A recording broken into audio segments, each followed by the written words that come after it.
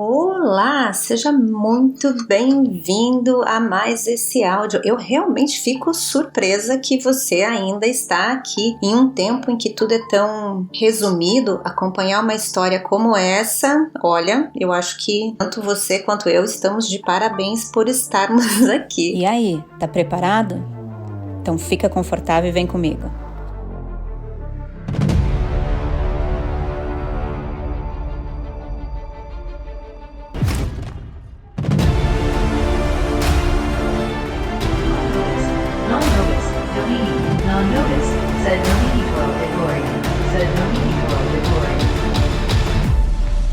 Paradise Lost by John Milton. E a primeira coisa que eu tenho para falar sobre esse capítulo, ou canto 8, é que a serpente não apareceu, né? Eu tava achando que era agora que eles iam se perder, Rafael já tinha contado toda a história, mas não. Nós continuamos ali com Rafael e Adão conversando no paraíso. E a única diferença é que fica na conversa só Adão e o anjo Rafael. A Eva prefere sair, pois o que dá a entender é que Adão consegue contar as coisas não só de uma maneira mais fácil, mais didática, mas também porque eles têm esse relacionamento em que eles se amam e ele vai contando as histórias para ela, algo íntimo dos dois ali, uma parte um pouco esquisita da história, mas enfim, o próprio Milton fala, né, não se fazem mais casais como aquele. E agora o grande tema é sobre essa questão do universo, do espaço, como tudo funciona. De repente, para nós, essa não seja uma questão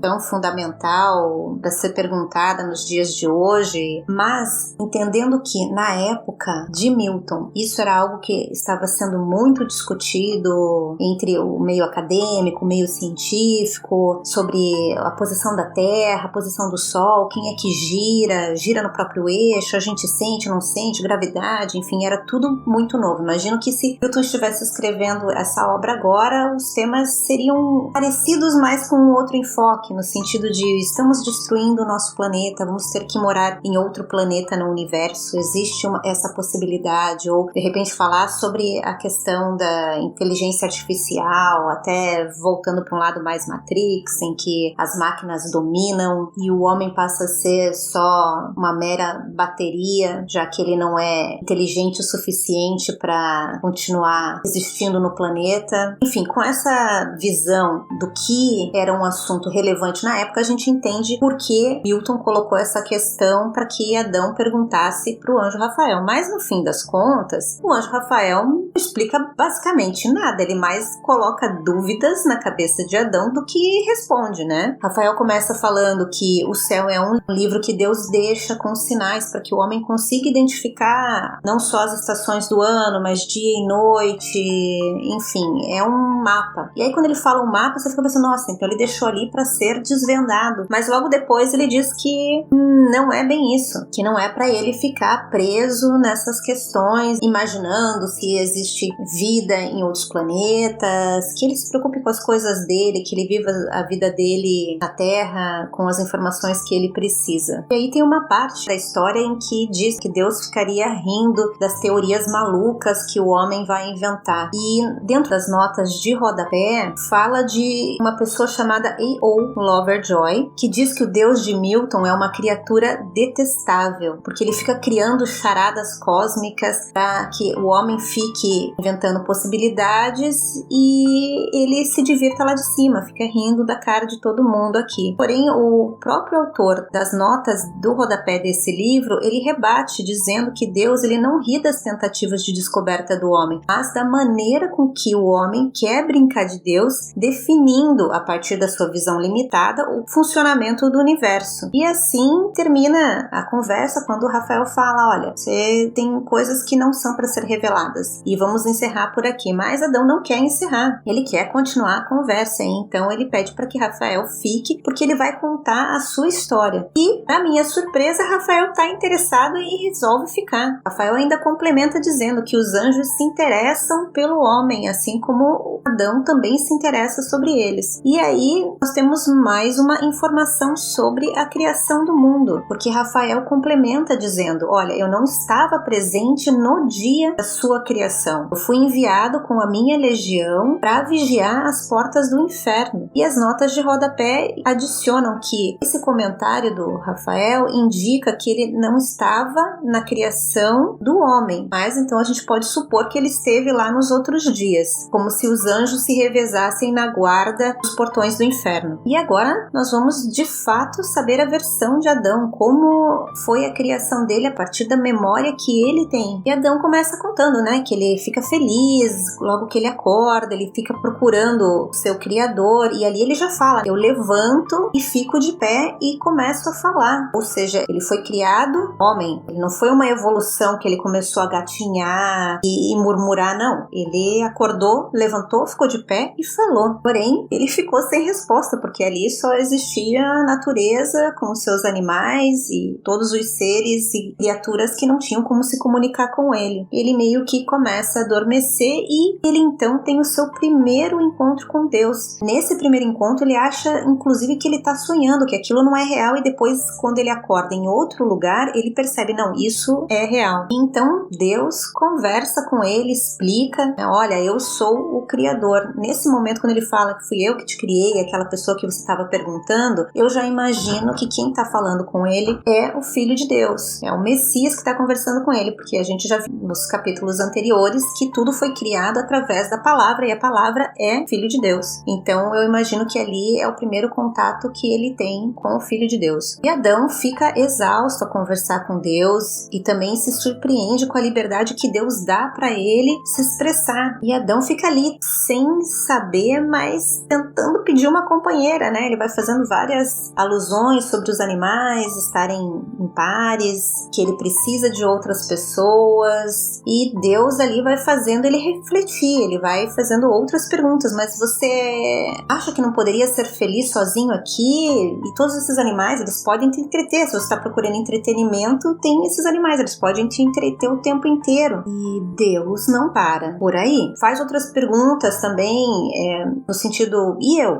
Você acha que tem alguém igual a mim? Enfim, ele vai fazendo com que Adão elabore o seu pensamento daquele pedido que ele quer fazer, que é uma companheira. Um outro ponto que eu gostaria de destacar dentro da leitura é quando Adão conta para Rafael que ele podia falar livremente com Deus, e Deus estava ok com a maneira com que ele conversava. Ou seja, Deus não criou Adão e largou ele sozinho, uma espécie de Dr. Frankenstein, que olha a sua criatura e deixa ela por conta. Quando Adão acorda, ele quer saber quem foi que o criou, e o Criador vem se apresentar para ele e tem esse relacionamento direto com ele. E se usarmos a Bíblia assim como Milton utiliza para criar a sua história, a gente percebe que Deus sempre está tentando manter um relacionamento com a humanidade. Então nós temos primeiramente o Adão, que tinha esse relacionamento com Deus e Deus conversava com ele. Depois nós tivemos, a gente segue lendo a Bíblia, que é a base que Milton utiliza para escrever essa história, a gente tem Noé, que também, em meio a um mundo cheio de pecado, era a única pessoa justa e íntegra na terra daquele tempo, e ele mantinha um relacionamento com Deus, tanto é que Deus conversou com ele e explicou para ele como fazer a arca e salvou ele e a sua família. Depois disso veio Abraão. Abraão tinha um relacionamento com Deus. Abraão inclusive se dispôs a sacrificar o seu filho Isaque para Deus. Se Deus pediu isso, ele deve ter um motivo. Ele confiava tão cegamente em promessas de Deus para ele que ele ia em frente nesse relacionamento que ele tinha com Deus. Ele confiava e ia. E só para citar mais uma pessoa, tinha o Moisés. Moisés que foi escolhido ali para ter esse relacionamento também com Deus. Deus conversava com Moisés, inclusive falou o seu nome, revelou o seu nome, sua identidade para Moisés. Lembra que Adão chegou a perguntar o seu nome, mas ele não esperou para ouvir o que Deus iria responder. Já Moisés perguntou e teve a resposta de Deus. Deus falou para Moisés o seu nome. E olha só que interessante, existe uma passagem, ainda dentro da história de Moisés, que Moisés foi conversar com Deus, recebeu recebeu ali todas as ordenações, a aliança que Deus fez com o povo de Israel, passou os 10 mandamentos, ficou lá explicando como deveria ser o tabernáculo, quais seriam as leis sobre, se você emprestou alguma coisa e estragou na tua mão, o que você faz? Ele, enfim, teve uma conversa profunda com Moisés, estava lá Moisés com as placas dos 10 mandamentos descendo, e quando ele desce ele encontra o quê? O povo adorando um bezerro dourado. Depois de tudo que aquele povo tinha passado, todos os milagres que Deus fez para levar o povo dele aonde eles estavam, eles regrediram. Moisés fica muito bravo, assim como Deus, com toda aquela história, e aí Deus fala para Moisés, olha, vai vocês, para mim deu, porque se eu for com vocês, pode ser que eu mate todos vocês no caminho, porque vocês são um povo cabeça dura, então me deixa, vai só vocês, Moisés, você sabe o que tem que fazer, eu não vou junto, tá? Porque se eu for com vocês eu mato ainda esse pessoal aí. E Moisés diz que sem ele a viagem estava encerrada ali, ele não ia seguir, ou seja, Moisés ele não estava interessado nos milagres que Deus vinha apresentando desde a saída deles do Egito até onde eles estavam. Ele queria era um relacionamento com Deus, ele queria Deus presente. Então esse relacionamento que Adão tinha com Deus, eu achei muito interessante a maneira com que Adão expressa isso, né? Eu podia questionar, eu podia ter uma conversa com ele, mesmo ele sendo todo poderoso, ele estava ok em me ouvir, assim como um pai, né? E aí vou só para a última aqui que revoluciona esse contato do homem com Deus, que é Jesus. Veio e nos ensina a chamar Deus de pai, né? Na casa do meu pai, na casa de Deus, enfim, somos todos uma família. E se você olhar essa questão do Adão conversando com Deus,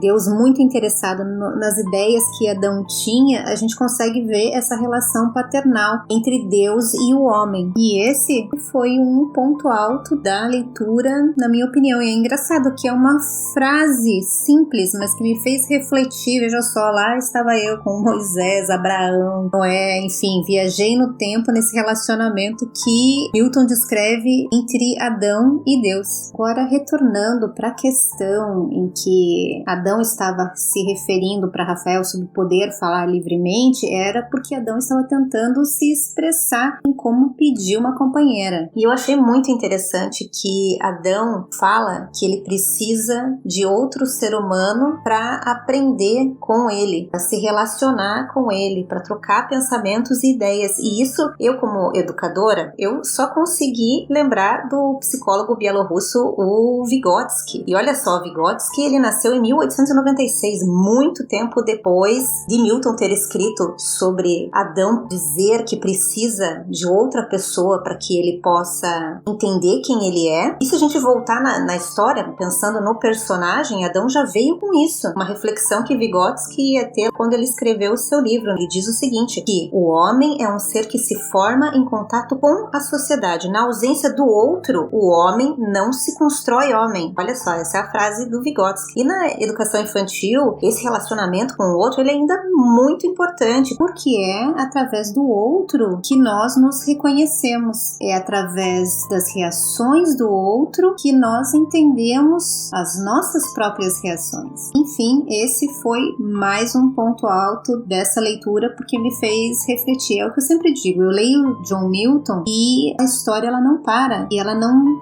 fica dentro da história. Eu começo a viajar, pensar em conexões fora da história. Mas vamos voltar ao livro, porque é para isso que nós estamos aqui. Deus, então, ele fica surpreso com a capacidade de Adão de pensar sobre ele e sobre o mundo. E nesse sentido, C.S. Lewis faz ainda mais sentido para mim quando ele diz para não julgarmos o Adão como uma criança. Ele foi criado perfeito, ausente de pecado, e deveria ter muito mais conhecimento que o homem mais sábio do nosso tempo. Essa passagem realmente me fez concordar com C.S. Lewis nesse momento, porque antigamente eu considerava que Adão era meio infantil, meio crianção. E depois depois que Adão fala então sobre a sua criação e que Deus de fato criou Eva, aí começa uma exaltação a Eva, de como ela é perfeita, de como ela é linda, de tudo que ela faz é lindo, que ele se sente submisso a ela, que inclusive parece que ela foi criada primeiro. E Rafael fica assustado com o que ele está escutando ali. Ele enxerga que Adão vai seguir os passos da Eva. E Rafael faz refletir novamente sobre as questões do amor. Ele começa primeiro falando, realmente a Eva é linda, ela deve ser admirada, mas você vai trocar todos os dons que Deus te deu por conta da aparência dela? Você tem um cérebro, use. E outra, ela vai se tornar ainda mais interessada em você quando ela perceber que você é inteligente, e ela vai te respeitar por isso. Um outro ponto que Rafael também aborda é a questão do relacionamento íntimo dos dois ali, que Adão exalta tanto e Rafael fala, olha, isso é ótimo, mas até as vacas fazem isso. Se você ficar só pensando nisso, você não está sendo humano. O amor, ele é diferente da paixão. E Adão tenta ali se justificar e dizer que não é bem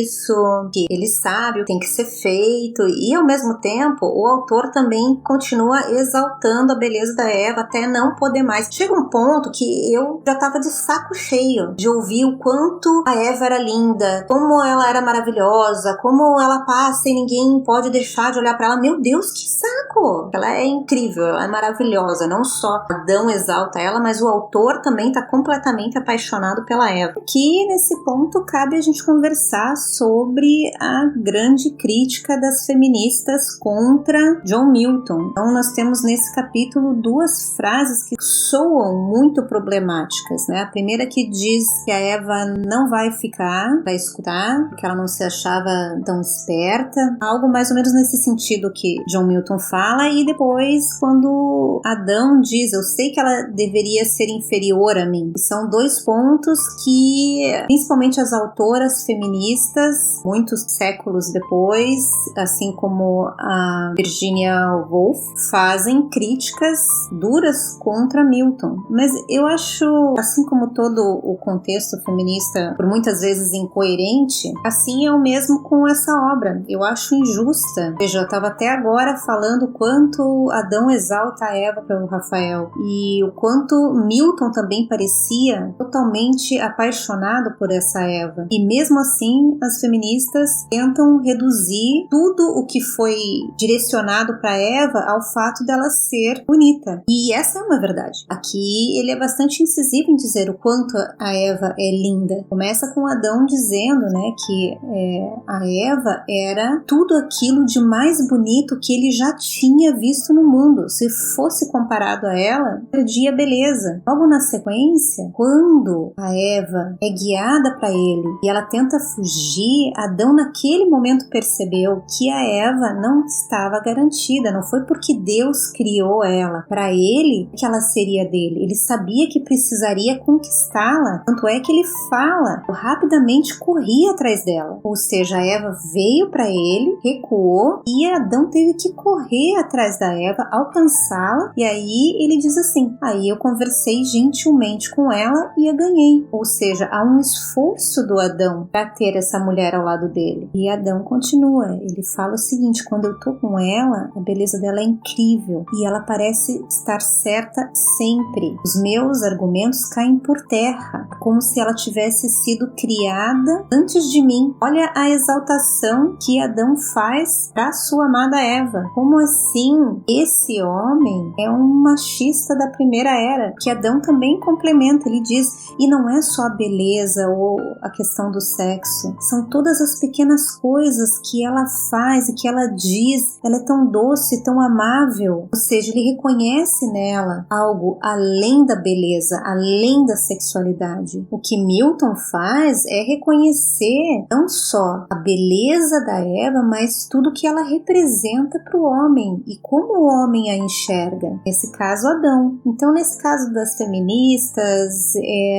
eu acho que não adianta tentar explicar quando a pessoa ela já vem determinada a não entender, já vem com o ponto dela feito, não importa tudo aquilo que está escrito, o que está sendo dito, porque a opinião já está formada. Então, esse é só mais mais um ponto que eu gostaria de colocar aqui, que foi algo que eu li bastante, se repete muito quando se fala dessa obra do John Milton, que ao ler eu consigo enxergar que não é isso. Mas aí vai depender dos olhos do leitor, talvez, porque os meus não identificaram nada de machista nessa obra. E retornando para Adão diz que não, tá tudo bem, ele tá no controle de tudo, ela é maravilhosa, mas ele sabe o que tem que ser feito e tá tudo certo, não se preocupe com isso. E aí quando você pensa, então o assunto terminou, Adão vem com a última pergunta dele, porque ele tá curioso se os anjos se amam, se tem esse mesmo relacionamento. Ele quer saber sobre o sexo dos anjos, o que faz até o próprio anjo Rafael corar. E é óbvio que a conversa termina por ali, né? O anjo dá uma explicação que eles são, tipo, tudo ar, que se misturam, é um todo, e diz, ó, tudo bem, desejo sorte pra você, siga sua vida, obedeça a Deus, e é isso, tô indo embora antes que você me faça mais perguntas indecentes.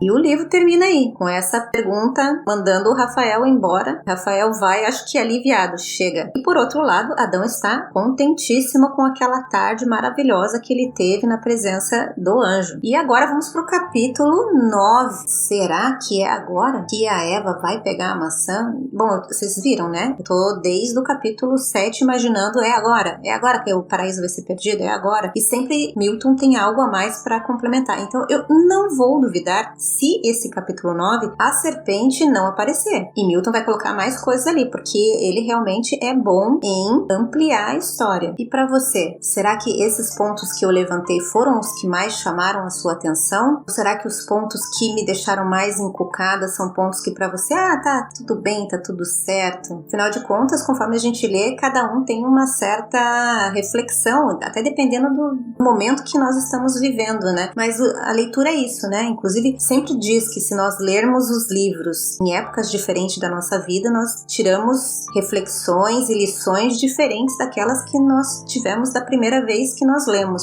Nossa, eu tô mais filosófica do que Adão agora, né? Eu preciso encerrar esse áudio e te liberar para que o próximo áudio, que é o capítulo 9, entre no ar. Então é isso, eu te espero lá. Não desista. Fui!